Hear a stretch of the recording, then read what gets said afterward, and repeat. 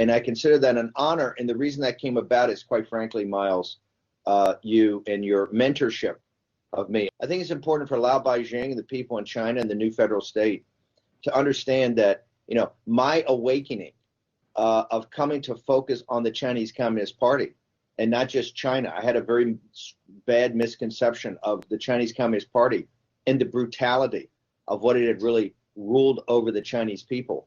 And it was crazy Miles Guo. And on this Chinese Lunar New Year Eve, I want to put out a proposition. What would the world have looked like? Where would we be today if the world had listened to Miles Guo? At one place we wouldn't be. We wouldn't have a worldwide pandemic that's destroyed the world's economy, has millions of people dead, has people in China have suffered immeasurably. We don't even know how much they've suffered, what we've heard from Wuhan. What would the world be like if the world had listened to the messenger, Miles Guo? Because everything Miles Guo, maybe not in all the specific details, but in all the important stuff, has been 100% right. And what did he warn the world about? He warned the world that you had a murderous dictatorship that controlled Beijing.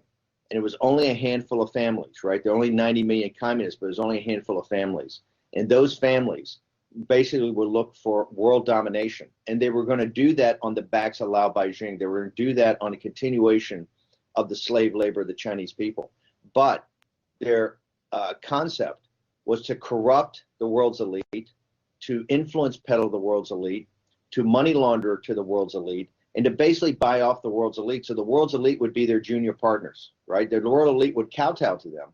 Miles Guo warned us all about this, from the financial corruption of institutions like H&A, which essentially stolen money from the Chinese people and money laundered it into the West to buy off politicians and to buy off Wall Street and to buy off business interests, all the way down to the specifics of the CCP's expansion throughout the world and what they were going to use to steal money from Lao Beijing for One Belt, One Road. Use that to buy off influence to other countries and in their consolidation of the Eurasian landmass.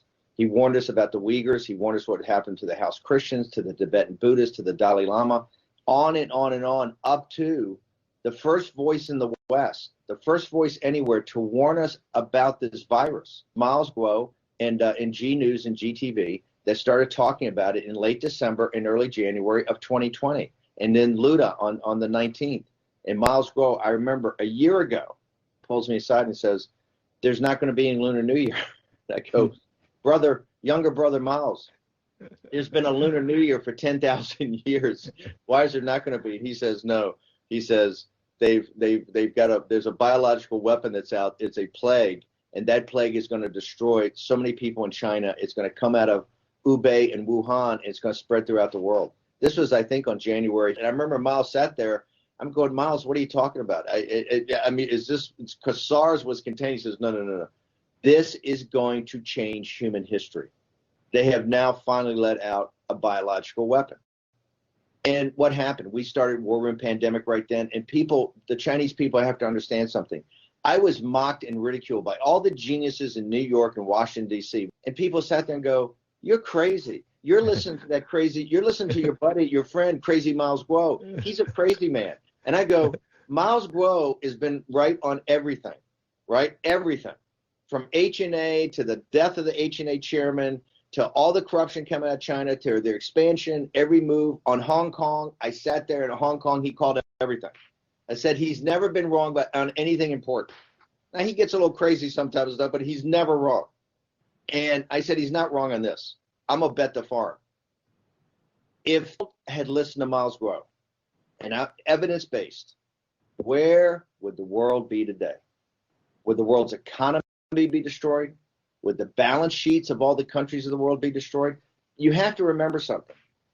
The working through of this biological weapon that came out of a gain-of-function experiment in Wuhan is going to have, this is going to be 10 or 20 years for us to work through this. This is not going to go away anytime soon, even with vaccines and all that. The economic destruction, the suffering of this. And the greatest suffering we don't even know about. Why don't we know about? Because it's the Chinese people in Wuhan and Hubei and other provinces. We have the world has no earthly idea what's going on.